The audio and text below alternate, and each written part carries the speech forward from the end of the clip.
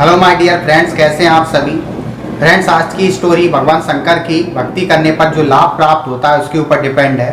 तो आइए story start करते हैं। एक समय की बात है, काशी नगरी में एक ब्राह्मण रहता था। उस ब्राह्मण के पास किसी भी चीज़ की कमी नहीं थी, केवल एकमात्र कमी थी तो वो उसके संतान की कमी थी। उसके कोई संतान नहीं थी, इसीलिए संतान प्राप्ति के लिए उस ब्राह्मण ने भगवान शंकर से प्रार्थना की, हे प्रभु मुझे एक संतान दे दीजिए। तब भगवान शंकर प्रकट हुए और ब्राह्मण से कहने लगे कि मैं तुम्हें निश्चित ही एक संतान दूंगा और मैं तुम्हें पुत्र रत्न प्राप्त करूंगा, परंतु पहले मैं ये जानना चाहता हूं कि तुम्हें कुपुत्र चाहिए या सुपुत्र चाहिए। तब ब्राह्मण ने कहा कि हे प्रभु, पहले मुझे कुपुत्र और सुपुत्र के बीच का अंतर बता दीजिए, तब मैं आपको बताऊंगा कि मुझे कुपुत्र चाहिए या सुपुत्र चाहिए। तब भगवान शंकर ने उस ब्राह्मण से कहा कि हे ब्राह्मण, अगर तुम कुपुत्र चाहते हो तो कुपुत्र लंबी उम्र जिएगा, काफी लंबे समय तक जिएगा, परंतु वह तुम्हें कष्ट देगा जिंदगी भर, तुम्हें कभी भी सुखी और खुशी नहीं रखेगा। और अगर तुम सुपुत्र चाहते हो तो सुपुत्र की मृत्यु बहुत जल्दी हो जाएगी, वो बहुत कम समय के लिए ही जी पाएगा, परंतु वो जितने समय भी जिएगा तुम्हें खुश रखेगा, तुम्हारा सम्मान करेगा, तुम्हारा कहना मानेगा। तब ब्राह्मण ने सोचा कि जिंदगी वैसे भी बहुत थोड़ी ही बची है, तो जितना सुख मिल जाए उतना ही सही, इसलिए उसने भगवान शंकर से कहा कि हे प्रभु मुझे सुपुत्र दे दीजिए, मैं सुपुत्र चाहता हूँ। तब भगवान तथास्तु कहकर समाप्त अंतर ध्यान हो गए और जाते जाते कह गए कि मैं जो पुत्र तुम्हें दे रहा हूँ उसकी उम्र 5 वर्ष ही होगी, अर्थात 5 वर्ष बाद पुत्र की मौत हो जाएगी। अब ब्राह्मण के पुत्र रत्न प्राप्त हो चुका था और जैसे ही उसके पुत्र रत्न प्राप्त हुआ तो ब्राह्मण को पुत्र की प्राप्ति होते ही इस बात की चिंता लग गई कि अब बस 5 वर्ष होते ही इस पुत्र की मृत्यु हो जाएगी। और वो एक भी दिन खुश नहीं रह पा रहा था, क्योंकि उसे पता था कि 5 वर्ष बाद उसका पुत्र उससे दूर चला जाएगा और वो एक दिन मृत अवस्था में उसे देखने को मजबूर होगा। तब धीरे धीरे करके समय निकलता गया और ब्राह्मण अपनी चिंता से लगातार ग्रसित था ही, और जैसे जैसे 4 वर्ष पूर्ण हुए तो ब्राह्मण की चिंता और ज्यादा बढ़ गई, क्योंकि अब 1 वर्ष ही शेष बचा हुआ था 5 वर्ष पूरे होने में। धीरे धीरे करके समय और निकलता चला गया और जैसे ही कुछ दिन शेष रह गए तो ब्राह्मण की चिंता बहुत ज्यादा बढ़ चुकी थी, क्योंकि उसे लग रहा था कि बस अब कुछ दिन बाद मेरा बेटा मरने वाला है। तब वह अपने बेटे को लेकर एक विद्वान ब्राह्मण के पास जाता है और वहां जाकर प्रार्थना करता है कि हे प्रभु मेरे पुत्र को बचा लीजिए, क्योंकि कुछ ही दिनों बाद इसकी मृत्यु होने वाली है। तब वह ब्राह्मण उससे कहता है कि मैं भगवान शंकर के बीच में नहीं आ सकता, मैं केवल इतना कर सकता हूँ, एक रास्ता है, अगर वह तुम अपना लो और तुम्हारा बेटा अपना ले तो हो सकता है कि तुम्हारे बेटे की मौत ना हो या उसकी मृत्यु टल जाए। तब ब्राह्मण ने पूछा कि मुझे बताइए वो क्या रास्ता है, मैं वो करूँगा।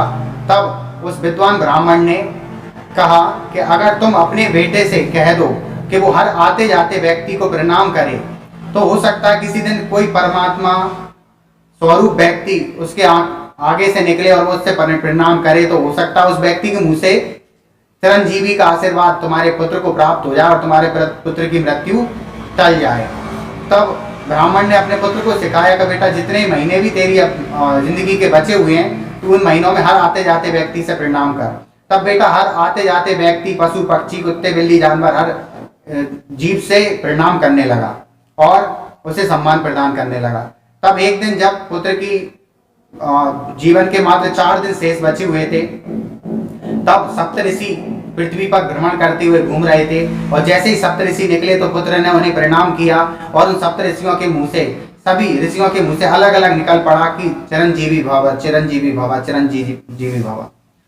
यह सुनकर ब्राह्मण बहुत खुश हुआ, क्योंकि उसे समझ में आ गया था कि सप्तऋषियों ने अगर आशीर्वाद दे दिया है तो अब मेरे पुत्र की मृत्यु नहीं हो सकती। तब ब्राह्मण हंसने लगा तो सप्तऋषियों ने उससे पूछा कि आप हंस क्यों रहे हैं। तो ब्राह्मण ने कहा कि प्रभु आपने जो आशीर्वाद दिया है वो अब फलीभूत हो जाएगा और भगवान शंकर का आशीर्वाद झूठा हो जाएगा। तब सप्तऋषि घबरा गए कि हम भगवान शंकर के आगे कैसे आ सकते हैं, क्योंकि राष्ट्रपति राष्ट्रपति होता है और मुख्यमंत्री मुख्यमंत्री होता है। तो सप्तऋषि कहने लगे ब्राह्मण से कि आप ऐसा कीजिए, ये पुत्र हमें दे दीजिए, हम इसे अपने साथ ले जाना चाहते हैं, इसके जीवन के मात्र 4 दिन शेष रह गए हैं, हम पूरी कोशिश करेंगे इसे हमेशा जीवित रख सकें और इसकी मृत्यु को टाल सकें। तब ब्राह्मण ये सोचता है कि अब 4 दिन ही शेष बचे हुए हैं और ये सोचकर वो अपने पुत्र को सप्तऋषियों को प्रदान कर देता है। अब सप्तऋषि दुविधा में थे, वो ये सोच रहे थे कि अब इस पुत्र को हमने चिरंजीवी होने का आशीर्वाद तो दे दिया है, परंतु अब ये चिरंजीवी होगा तो कैसे होगा। ये सोचकर सभी सप्तऋषि उस ब्राह्मण पुत्र को लेकर ब्रह्मा जी के पास पहुंचते हैं और जाकर सबसे पहले ब्रह्मा जी को प्रणाम करते हैं और प्रणाम करके कहते हैं कि हे प्रभु, आपकी कृपा सदैव हम पर बनी रहे। जब ऐसा बोला जाता है सप्तऋषियों के द्वारा तो ब्रह्मा जी उन सभी सप्तऋषियों को तथास्तु का आशीर्वाद प्रदान करते हैं और चिरंजीवी भवा का आशीर्वाद भी देते हैं। सप्तऋषियों के पीछे ही वह ब्राह्मण पुत्र खड़ा हुआ था, वो भी ब्रह्मा जी को आशीर्वाद करता है, तब ब्रह्मा जी उसे भी चिरंजीवी भवा आशीर्वाद देते हैं। तब सभी सप्तऋषि हंसने लगते हैं और कहते हैं कि हे प्रभु, अगर आपने आशीर्वाद दे दिया है तो निश्चिंत ही इस ब्राह्मण पुत्र की आयु लंबी होगी। तब ब्रह्मा जी थोड़ी सी टेंशन में आ जाते हैं और वो पूछते हैं कि आप कृपया कर मुझे बताइए कि आप क्या कहना चाहते हैं। तब सप्तऋषि कहते हैं कि ये ब्राह्मण पुत्र काशी में जन्मा हुआ है और इसे भगवान शंकर ने 5 वर्ष बाद मरने का वरदान दिया है, या कह दें कि ये भगवान शंकर ने कहा है कि ये पुत्र केवल 5 वर्ष तक ही जिएगा। तब ब्रह्मा जी का हृदय भी धड़कने लगता, वो भी सोचते हैं कि यार ये क्या किया मैंने, तो भगवान शंकर के बीच में आ गया, मैं उनके बीच में कैसे आ सकता हूँ, मैं तो उनके ऊपर हुई नहीं, मैं तो बहुत छोटा हूँ उनके आगे।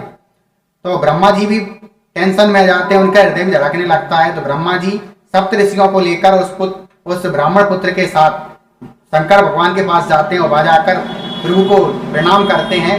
तब शंकर भगवान ब्रह्मा जी को और सप्तऋषियों को चिरंजीवी भवा का आशीर्वाद देते हैं। उसके बाद वो देखते हैं कि पीछे वह एक छोटा सा लड़का खड़ा हुआ था, वह लड़का भी भगवान के चरणों में लेट जाता और उनसे कहता है कि हे प्रभु, मुझे भी चिरंजीवी भवा का आशीर्वाद प्रदान कीजिए। तब शंकर भगवान बिना कुछ सोचे समझे 3 बार चिरंजीवी भवा, चिरंजीवी भवा, चिरंजीवी भवा का आशीर्वाद उस लड़के को प्रदान कर देते हैं। इसके बाद ब्रह्मा जी और सप्तऋषि हंसने लगते हैं। तब शंकर भगवान उनसे पूछते हैं कि क्या बात है, तब वो बताते हैं। तो शंकर भगवान को ज्ञात होता है कि ये तो वही ब्राह्मण पुत्र है जिसका जन्म काशी में हुआ था और इसे मैंने 5 वर्ष बाद मरने का वचन दिया था।